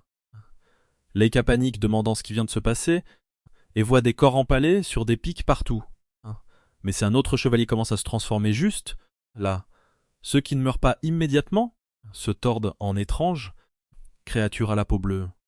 Kenneth crie à Laka de reculer, mais oh bordel. Ses fichus bras se détachent encore comme une figurine Lego qui tombe en morceaux. Il hurle de frustration tandis que Jack, secoué, demande si tout le monde se transforme en démon. Douga s'incline et dit que Jack a tout à fait raison. Il se présente comme un serviteur du Seigneur Tempus et du Grand Mage. Et bien sûr, quiconque s'oppose à leur voix doit être personnellement envoyé à la mort. Kenneth comprend instantanément. C'est le même pouvoir que cette créature d'avant, celle qui transformait les cadavres et les monstres en abominations. Cela le confirme. Ce type est lié au mage. Et le problème maintenant ? Laika est en piteux état avec un morceau de bras en moins. Un des monstres transformés lui saute dessus par derrière, mais Kenneth dégaine son pistolet et lui explose la tête en plein vol. Il crie à Jack, qui se précipite et active sa guérison. Soudain, le cri d'une fée lumineuse se manifeste. La Vierge éternelle manie vraiment la magie féerique. Il s'agenouille, ramasse le bras tranché et dit qu'il n'y a rien qu'il ne puisse soigner. Il le remet en place, libérant une lumière dorée, et comme ça Laika est restaurée et la douleur disparaît. Laika est stupéfait. Il contrôle de nouveau tout son corps, comme s'il n'avait jamais été blessé. Mais alors quelque chose attire leur attention. Doga, sans tête, applaudit. Il dit que pour de simples humains, leurs compétences sont magnifiques, mais quel dommage! Même après avoir été affinés si longtemps, ils mourront quand même comme tous les autres chevaliers de l'ordre. Sa tête se reforme, et il déclare que c'est une tragédie, mais que c'est leur fin. Les monstres grouillent partout. L'escouade croise les regards. Jack se jette au corps à corps. Kenneth ouvre le feu, tandis que Lika esquive juste désespérément. Le problème, c'est que Jack remarque que Doga est beaucoup trop rapide, et tous ceux qui se sont transformés semblent plus forts qu'avant. Depuis l'arrière, Douga s'excuse d'un ton moqueur, avertissant que s'il ne s'occupe pas de ces créatures, tous les civils et le reste du train mourront. Et bien sûr, Lika est sur le point de faire le geste le plus stupide possible. Il attrape la main de Douga, criant qu'il est chevalier et qu'il doit revenir à la réalité. Mais pendant qu'il crie, la lame de Jack transperce la tête du démon. Jack lui aboie dessus. Une fois qu'un humain devient une créature, il n'y a pas de retour en arrière. L'ordre des chevaliers existe pour protéger les vivants, et c'est pourquoi il doit être prêt à sacrifier ses camarades. S'il ne peut pas faire ça, alors il n'a pas sa place ici. Lika est secoué par cette vérité évidente, tandis que Kenneth lui dit de se détendre, qu'il s'occupera d'ici pendant que les autres protègent les civils. Sur le côté, la fille pleure. Lika la remarque, la serre contre lui, et fonce vers la porte. Dans le wagon suivant, il fait irruption, avertissant tout le monde qu'il y a des démons à l'arrière et qu'ils doivent fuir. Les passagers commencent à évacuer dans la panique. Mais une mère, carrément une usine à enfants, en a déjà 3, un attaché dans son dos, et on dirait qu'elle en a un autre dans le ventre. À cet instant, la porte explose. Elle se fiche de terreur, tandis des créatures surgit. La famille reste plantée là, attendant que quelqu'un les sauve. Heureusement pour eux, le protagoniste est là. Malheureusement pour eux, le protagoniste est aussi un faible. Ou peut-être pas cette fois. Il lance un coup de pied, dégaine encore cette épée démesurée, et déclare qu'il ne laissera personne être blessé. D'un seul coup, il fend pratiquement le wagon, laissant les monstres derrière lui tandis qu'il bondit en avant pour rejoindre les autres. Dova ricane, disant que le garçon n'est pas si mauvais. Le train détaché continue de rouler en sécurité, tandis que Leika annonce que les civils n'ont plus à s'inquiéter. Mais Dova remarque quelque chose d'étrange. D'après ses recherches, personne possédant le pouvoir d'un officier ne devrait être ici, à part les commandants. Leika lui crie de se taire, disant qu'il va le tuer. Dova a même l'air un peu surpris, demandant au moins de finir son discours. Il s'excuse, disant qu'il espérait que ce voyage serait extraordinaire et qu'il avait essayé de préparer quelque chose de spécial. Mais il semble que son plan ait échoué. Ce type ressemble carrément à un méchant de Dragon Ball Z, tandis que notre garçon aux cheveux sauvages a l'air d'appartenir au même anime. Leika le traite encore d'enfoiré, mais Jack lui dit de se calmer et d'observer de plus près. Ils doivent comprendre ce que ce type compte faire avec tous les cadavres, parce que foncer sans se réfléchir pourrait tous te tuer. Tout le monde veut voir Douga mort, mais ils doivent agir intelligemment. Douga sourit en coin, disant qu'il est vraiment ébranlé. S'il n'avait pas gardé son calme plus tôt, il serait mort. Malheureusement, il va maintenant devoir remodeler leurs camarades tombés en quelque chose d'intéressant. Jack jaillit en avant, esquivant une tentacule, en tranchant une autre, évitant 2 autres d'un pas de côté, tandis que Kenneth tire à distance. Leika, pendant ce temps, est coincé comme d'habitude, le bras et la jambe entravés. Pourtant, comme toujours, dès que son pouvoir s'embrase, le problème est réglé. Douga les a avertis qu'un assaut frontal ne fonctionnera pas, mais Jack, maintenant face à lui, lui dit qu'ils vont bien voir ça. Il tranche, mais Douga se change en masse visqueuse et se glisse hors de la porte, prenant la fuite. Jack sprint après lui, mais lorsqu'il atteint le wagon suivant, il est vide. Il se demande si Douga s'est vraiment échappé, mais il en est sûr. Impossible que ce soit aussi facile. Il doit se cacher tout près. À l'entrée d'un des wagons, une traînée de sang mène plus loin. Jack la suit et trouve le vrai contrôleur, inconscient. Il l'attrape et demande s'il va bien, mais l'homme ne répond pas. Jack essaie d'utiliser sa guérison féerique, mais soudain, vlan, l'homme lui poignarde le bras, passant d'une expression de douleur à un sourire tordu, en riant comme un dément. Jack le frappe violemment, lui brisant la nuque. Mais le corps tordu continue de rire, disant que les chevaliers sont si faciles à tromper. Jack chancelle de douleur tandis que la silhouette se tord davantage, faisant pousser des têtes grotesques et se moquant des chevaliers qui insistent toujours pour sauver tout le monde. De retour avec Douga, il dit qu'il a appris ce tour de son grand frère. Puis un autre Douga émerge du sol portant un démon sur son épaule. Jack les traite d'enfoirés et jure de les tuer, mais il est de nouveau frappé. Une fois la tête, une fois la poitrine. La créature ricane, disant que celui-là est un idiot et devrait être jeté par la fenêtre. Le petit frère espion, Dolce, explique qu'ils ont jeté le corps du contrôleur il y a longtemps. Il ne faisait que se déguiser. Kenneth arrive en courant, criant le nom de Jack. Il le voit déchiqueter, puis fusille les 2 monstres du regard. Il le provoque, disant que c'est la faute de Jack s'il était si stupide. Il rit de voir à quel point il est drôle qu'un chevalier officiel meure aussi facilement. Mais leurs sourires disparaissent lorsqu'une lumière violette tranche leurs bras. Comme du beurre, leur chair se fend, et ils commencent à se tordre d'agonie. Le protagoniste s'avance, l'aura flamboyante, déclarant que cette fois, c'est la recrue qui va en finir. En arrière-plan, Kenneth essaie d'aider Jack à se relever, mais la blessure est bien trop profonde. Il appelle Neve, et waouh, le pouvoir de Jack s'active même inconsciemment. C'est plutôt pratique. Mais elle explique que quand Jack n'est pas réveillé, sa guérison prend beaucoup plus de temps. Pendant ce temps, Dolce commence à reconstruire son bras, et Douga remarque que certains humains sont ridiculement arrogants. Affronter 2 chevaliers cadres sera en effet intéressant. Les 2 camps se fixent, le plafond se fissure, et Dolce propose d'emmener ce combat dehors. Ce n'est qu'ainsi que les 2 camps pourront déployer toute leur force. Leika dit qu'il doit s'occuper de ce type, sinon les otages restants pourraient être en danger. Kenneth répond que ça ira. Il veillera sur Jack. À ce moment, Leika exige de savoir ce qu'il cherche. Douga répond que son but est simplement d'envoyer ces remarquables chevaliers vers la mort. Après tout, il leur est interdit de se diriger vers l'ouest. Leika le presse, demandant ce qu'il y a là-bas. Dova répond froidement qu'il n'a pas besoin de le savoir, parce qu'il va mourir ici de toute façon. Le train entre dans un tunnel, plongeant tout dans l'obscurité. Leika sent du mouvement, d'étranges chauves-souris fondant vers lui. Au début, elles ne semblent pas fortes et il les abat.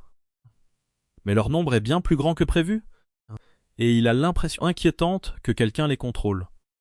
L'une fond sur son dos jusqu'à ce qu'une balle l'éclate en plein vol. Kenneth. Laika pensait qu'il resterait coincé comme un idiot à surveiller le corps de Jack, mais le voilà. Laika commence à dire quelque chose, mais Kenneth lui coupe la parole. Impossible que Laika gagne seule. S'ils y vont et se battent ensemble, ils finiront tous morts. Doga réapparaît, déclarant que c'est ici que leur voyage s'achève. Il frappe le sol de sa paume, invoquant une vague de monstres qui déferle vers Laika. Mais Laika se tient calmement, léger sourire sur le visage, et dit que ce ne soit pas si facile. Puis, sorti de nulle part, il attrape Kenneth par le visage et le projette directement à l'attaque. Les deux frères sont stupéfaits, tandis que Kenneth fend la vague, déchiquetant les monstres. Ils exigent de savoir comment Laika a su. Laika répond que les chevaliers doivent accorder une confiance absolue à leurs camarades. Il savait que Kenneth ne mentait pas quand il disait qu'il protégerait Jack, et puisque Kenneth a aussi dit qu'il comptait sur lui, il était clair qu'il ne ment pas. Cette certitude était tout ce dont Laika avait besoin. Maintenant, ils grondent qu'ils sont foutus parce que son camarade ne ment pas.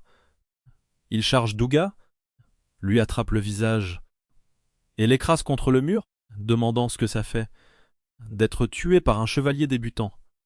Dova appelle le nom de Tempeste, mais à ce moment-là, son corps est déjà cloué au mur tandis que le train fonce en avant. Sa forme se disloque, s'effondrant en flaques de boue. Laika déclare qu'il n'a peut-être pu protéger Jack, mais qu'il a fait en sorte que cet enfoiré ne parte pas vivant. Le corps se désintègre et la transformation de Laika s'estompe. Mais alors, bon sang, plus loin, il aperçoit un autre monstre debout, sur les rails, brandissant une énorme hache. Il appelle Kenneth, disant qu'il y a quelqu'un sur les rails. En regardant de plus près, ils comprennent que c'est en réalité une femme bâtie comme un tank, brandissant quelque chose de plus proche d'un marteau géant. Ce n'autre que Bridget, commandante de la 6e division, pour ceux qui aiment l'archétype de la maman musclée. Elle frappe violemment les rails, conjurant une barrière de glace qui arrête le train complètement. Sa division déferle derrière elle, et elle fait irruption dans le wagon. Elle ne perd pas une seconde, attrape Jax, lui colle une gifle et exige qu'il commence à parler. Jax revient lentement à lui, sentant une présence familière, pour tomber sur son regard féroce réclamant des réponses. Le gars l'appelle soit grande sœur, soit votre Altesse. Et honnêtement, je suis un peu confus parce que les deux traductions sont apparues. Tous les deux se fixent avec cette ambiance de grande sœur dans l'air. Juste dehors, les gens la regardent parler avec Jack, encore incrédule. Attendez, ils appellent vraiment cette personne musclée « il ». Pas possible, cet auteur joue avec le feu. Elle ou il, je ne sais même plus. Bridget leur fait face à tous les deux et dit qu'il semble que ce soit eux qui se sont occupés de ces créatures. En plus, il semble que Doga est vraiment un Tempeste servant les démons. Les deux hochent la tête, le confirmant, et Bridget ordonne à tout le monde de retourner au quartier général et de signaler l'anéantissement. Des renforts sont désespérément nécessaires. Elle leur ordonne aussi de retrouver l'autre moitié du train qui transportait les civils, ou qu'elle est finie. Puis Bridget se retourne, leur disant de venir avec elle. Elle a une idée de l'endroit d'où tout cela pourrait venir, et il est temps de s'en occuper. Laika demande si cela a un rapport avec la marionnette qu'il a rencontrée avant, et si ce type est vraiment si tristement célèbre qu'elle l'a reconnu. Kenneth admet qu'il n'est pas expert, mais explique que l'histoire correspond à une vieille légende au sujet d'un mage d'autrefois. Celui qui aurait ouvert la première grande déchirure dans le ciel, invoquant le roi démon. C'est le sorcier démoniaque connu sous le nom de commandant Tempeste. Maintenant, il glisse sur le sable dans un bateau propulsé par magie, Bridget expliquant que, d'après les informations et les récits, le démon qu'ils affrontent est très probablement Tempeste et qu'il devrait être dans le palais Céleste démoniaque. Lika demande si ce n'est pas juste un conte de fées. Kenneth le corrige vite. Non, ces êtres sont réels. Bridget développe. Quand les chevaliers divins ont réussi à arrêter le roi démon, des parties de son corps furent tranchées. Chaque morceau devint un nouveau monstre, tous dotés d'une intelligence immense. Naturellement, ces monstres causèrent des désastres sans mesure. L'un pouvait contrôler le temps et invoquer d'innombrables éclairs à la fois. Un autre possédait des flammes si féroces qu'elles pouvaient faire fondre des villes entières. Un autre déchaînait des inondations sans retenue, et celui de la terre pouvait fendre des continents d'un seul battement d'ailes. Les chevaliers divins de cette époque n'avaient aucune chance contre eux. C'est pourquoi des temples furent construits au pôle pour les sceller. Le problème, c'est que dans les tours où ces démons célestes sont liés, la propagation du miasme est écrasante. Un bon exemple est la terre sur laquelle ils se tiennent maintenant. Autrefois, c'était un sol luxuriant et fertile. Mais avec le démon céleste de l'eau scellée dans cette tour, tous les nutriments ont été drainés, la transformant en désert. Et là, quelqu'un a pris contact avec un homme qui crée des démons. Même les hauts gradés des baraquements craignaient qu'un des anciens aînés ait ressuscité, ou que quelqu'un agisse sous les ordres de Tempeste. Et si l'une créature a prononcé son nom à voix haute, alors mieux vaut supposer qu'elle ne mentait pas, surtout puisque Tempeste est celui qui a provoqué la première grande catastrophe dans ce monde. Le pire scénario pour l'humanité serait qu'il déclenche la même catastrophe une fois encore. En entendant tout ça, Leika se demande s'ils sont vraiment sur le point d'affronter quelqu'un d'aussi puissant. Bridget répond sans détour qu'ils atteindront bientôt le temple souterrain caché dans cette région. Soudain, les poissons des sables qui tirent leur bateau vacillent, et ils plongent dans une obscurité absolue. Une lune rouge se dresse au-dessus d'eux. Génial, ambiance flashback de Griffith. Foutez le camp. Leika a l'impression d'avoir déjà vu ça. Moi aussi. Pour lui, c'est étrangement nostalgique. Dans son esprit, une voix cryptique murmure, trop difficile à comprendre. Puis quelque chose surgit sous leur bateau, les projetant tous droit vers le temple. Leika finit coincé contre le plafond comme un idiot. Des feux d'artifice explosent dans l'obscurité, et une voix l'accueille chaleureusement, disant combien elle est heureuse de le revoir, lui rappelant que leur dernière rencontre s'était faite par l'intermédiaire d'une marionnette. Leika ne comprend pas et essaie de deviner de quoi ce type parle quand, soudain, il se souvient de ce visage, celui qui lui avait parlé autrefois. Sans aucun doute, ce doit être le sorcier démoniaque Tempeste. Avant qu'il ne puisse agir, Bridget balance son énorme marteau sur lui, mais Tempeste l'évite sans effort. Imperturbable. Il remarque que les chevaliers divins n'ont pas changé depuis les temps anciens, toujours barbares et simples. Bridget exige de savoir s'il est vraiment... Tempeste l'avertit qu'il ne devrait même pas être dans cette région. Il ferait mieux de partir maintenant. Mais Tempeste refuse. Il dit avoir mené d'innombrables expériences et que le moment est venu de transformer son rêve en réalité. Derrière le château, la lune tremble et soudain, la pluie commence à tomber sur le désert. Tout le monde est choqué, disant que c'est impossible. Mais Tempeste sourit, disant que cela signifie exactement ce qu'il pense. Il a déjà ressuscité le démon céleste de l'eau, le seigneur Vibble. Tout le monde se fige, d'effroi, tandis que les gouttes tombent. Je m'attendais à une figure divine. Au lieu de ça, une petite Loli sort avec un ours en peluche à la main. On sait qu'elle est surpuissante quand son design a l'air aussi maudit. Elle bâille, disant qu'elle mourrait d'envie de dormir, tandis que Leika se demande si c'est vraiment un démon céleste. Tempeste s'avance et lui souhaite bon retour, s'excusant de l'avoir réveillée. Il sait que des centaines d'années ont passé, mais tout ce qu'il veut, c'est qu'elle anéantisse les descendants des chevaliers divins qui l'ont jadis scellée, quand soudain, elle écrase son ours en peluche en plein dans son visage. Tout le monde reste là, confus. Léobold s'emporte contre lui, lui disant d'arrêter d'essayer de lui donner des ordres. Elle dormait parfaitement bien, alors pourquoi diable l'a-t-il réveillée? Tempeste a l'air ébranlée, tandis qu'une voix d'en haut murmure que ce n'était pas censé se passer ainsi. Bridget, de son côté, avertit tout le monde de ne pas baisser la garde. Elle sent le niveau absurde de miasme démoniaque qui émane de cette créature. Si elle est vraiment libre, l'humanité est finie. Mais alors Vebble remarque quelque chose. Elle file droit vers Leika. Soudain, elle est juste devant son visage, l'appelant accourate et disant que ça faisait longtemps qu'ils ne s'étaient pas vus. Leika est complètement perdue, et elle demande pourquoi il est ici, sur son territoire. Elle pensait qu'il serait au nord. Leika balbutie qu'il n'a aucune idée de quoi elle parle. Elle le gronde, disant à son grand frère d'arrêter d'être si distant. Apparemment, cette technique de résurrection, qui consiste à prendre possession de corps humains, fonctionne parfaitement. Leika devient de plus en plus terrifié. Il a l'impression que tous les secrets se dévoilent. D'en haut, Tempest déclare que maintenant tout s'explique, excepte soit qu'il ressentait un lien si fort avec un autre monde à travers ce garçon. Clairement, il y a en lui plus qu'un simple contrat. Leika est encore sonné quand soudain une s'abat sur un pilier voisin, le forçant à esquiver. Léopold dit que c'est une drôle de coïncidence de trouver son frère ici, juste après avoir été réveillé de force. Puisqu'ils sont ensemble, pourquoi ne pas jouer un peu comme au bon vieux temps? Elle plonge sur lui en plein air, tandis qu'il tombe, mais il atterrit dans les bras de Bridget.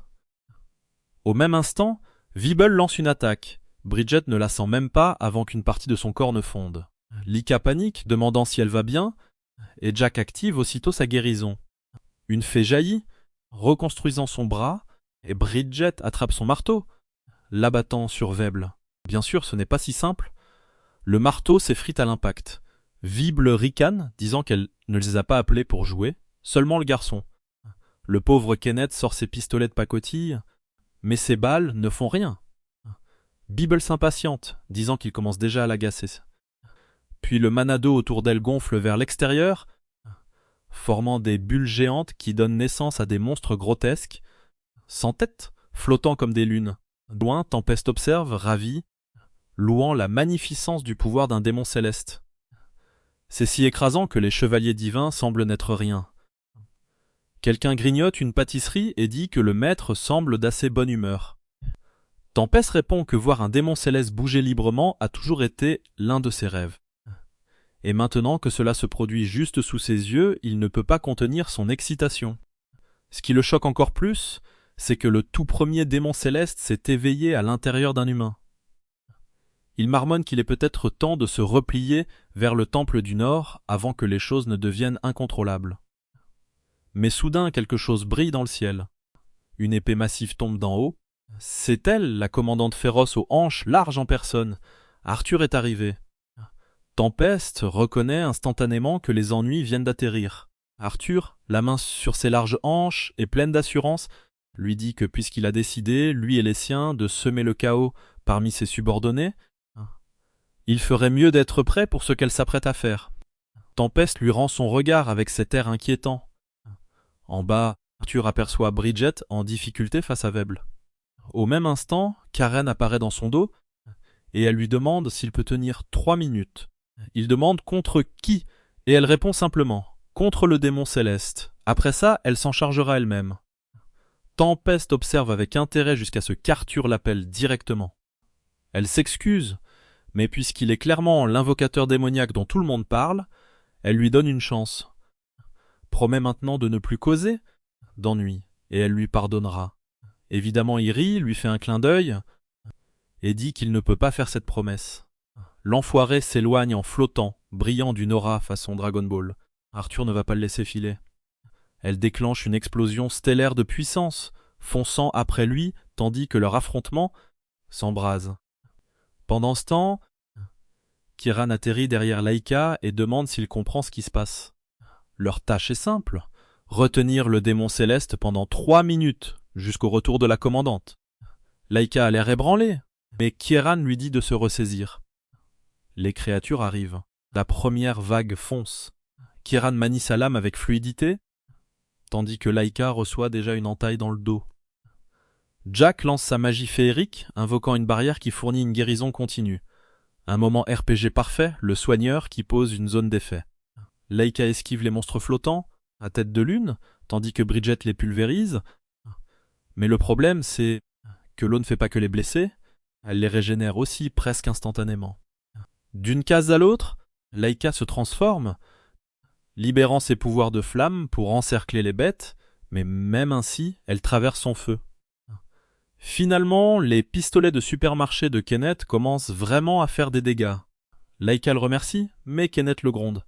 Arrête de brûler ton pouvoir comme ça. À ce rythme, il va s'effondrer. En plus, le feu contre des démons de l'eau ne sert à rien. Il gaspille son énergie. Leika comprend l'évidence au moment même où Karen charge sa lance de foudre. Il la plante dans le sol, lui ordonnant de montrer toute sa puissance. La foudre jaillit vers le haut. Au même moment, Bridget abat son marteau de mort hivernal, frappant la terre et libérant une vague de glace, sans hésitation. Ensemble, la foudre et le givre s'abattent sur Veble, qui flotte paresseusement dans une masse d'eau bâillant, et disant que ses larves commencent vraiment à l'irriter. Elle lève la main et déclare qu'elle en a assez. Soudain, tout son mana converge vers son corps. Sa forme brille d'un bleu, froid dans l'eau, tandis que Karen comprend qu'elle absorbe chaque parcelle d'aura et amplifie sa force. Maintenant, le vrai combat est sur le point de commencer. Lika, transformée, ne peut que repenser à ce qu'elle a dit. Elle l'a appelé son frère. Il ne comprend pas. Il est humain. Il est chevalier divin. Comment pourrait-il être lié à cette chose monstrueuse qui lui sourit? Il lui crie d'arrêter de le regarder comme s'il se connaissait. Puis, tout le monde ressent quelque chose d'étrange. Laïka se serre la tête, se tordant comme si quelque chose d'incompréhensible déchirait son esprit. Il a l'impression qu'une voix résonne dans sa tête, et il exige de savoir ce qu'elle fait là. Et puis, comme Sukuna lui-même, l'appelle, lui disant que si le garçon est bien celui qu'il pense, abattre Veble devrait être facile. Karen crie à tout le monde de se préparer. Depuis le sommet du château lunaire, Veble descend droit vers le pauvre, Kenneth, le plus faible du groupe. Il tire quelques coups, mais à travers le reflet de l'eau. Elle le verrouille, apparaît de nulle part et lui colle une gifle. Honnêtement, c'était clément. Une gifle, au lieu de lui faire exploser le crâne.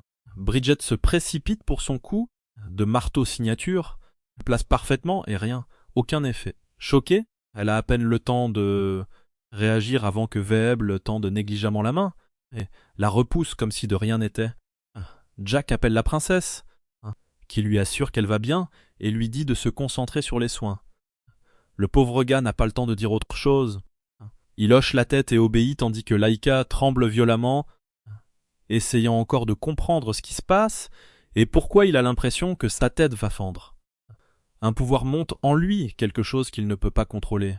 À ce moment, Veble le remarque et s'avance pour porter le coup final. Laïka croise son regard tandis que elle sourit, puis elle enfonce sa main dans sa poitrine, creusant un cratère dans son torse. Il est projeté au loin. Jack déclenche désespérément sa guérison, mais ce n'est clairement pas suffisant, jusqu'à ce que la magie de la fée reconstruise soudain sa cage thoracique en un instant. Ce sort est complètement abusé, mais Veble le regarde simplement de haut, avec mépris, remarquant qu'il est devenu faible ces derniers temps. C'est alors qu'une voix dans la tête de Laïka lui dit que le moment est venu. Il doit arrêter de résister et tout lui remettre. Laïka panique, demandant qui est ce type et ce qui se passe. La voix insiste, ce n'est pas un démon céleste. Pendant ce temps, Tempest continue de fuir, avec Arthur à ses trousses. Il marmonne qu'elle est beaucoup trop tenace, suggérant qu'elle abandonne enfin. Arthur réplique qu'il cause beaucoup trop d'ennuis, alors il est normal qu'elle lui rende l'appareil. Soudain, elle dégaine sa lame, et d'un seul coup, ses jambes disparaissent. Tempest s'écrie qu'elle est cruelle, le taillant sans pitié, sans même scier. Arthur répond froidement que c'est évident. Elle sait que s'il s'échappe, il continuera de ressusciter des démons célestes. Tempest comprend qu'elle a bien l'intention de le tuer quoi qu'il arrive. Il la provoque, demandant si elle ne s'inquiète pas pour les camarades qu'elle a laissés derrière elle. Plus elle perd de temps ici, plus elle risque de revenir et de les trouver tous morts. Il continuera de fuir pendant qu'elle agonise sur ce choix. Arthur, pourtant, jure qu'elle le tuera et reviendra quand même à temps pour sauver ses alliés. Sur ce, elle libère une frappe de scellement, comme les épées de lumière révélatrice dans Yu-Gi-Oh!, le transperçant. Sa tête tombe, son corps réduit en lambeaux. Mais même alors, il sourit, disant qu'être en morceaux est triste, mais qu'il finira par se régénérer. Il la félicite d'avoir gagné le combat, mais lui souhaite bonne chance pour sauver ses compagnons. Arthur le fusille du regard, puis fait aussitôt demi-tour, enfonçant de peinture son escotade. Elle sait maintenant qu'il ne reste plus de temps. Elle doit les aider depuis l'instant où elle a dit à Karen qu'il lui fallait 3 minutes pour poursuivre Tempest jusqu'à son retour. Seulement 2 minutes et 50 secondes se sont écoulées. Mais lorsqu'elle arrive, chacun de ses camarades gît mort, au sol, et un démon céleste se tient là en souriant, suppliant presque qu'on mette un like à cette vidéo.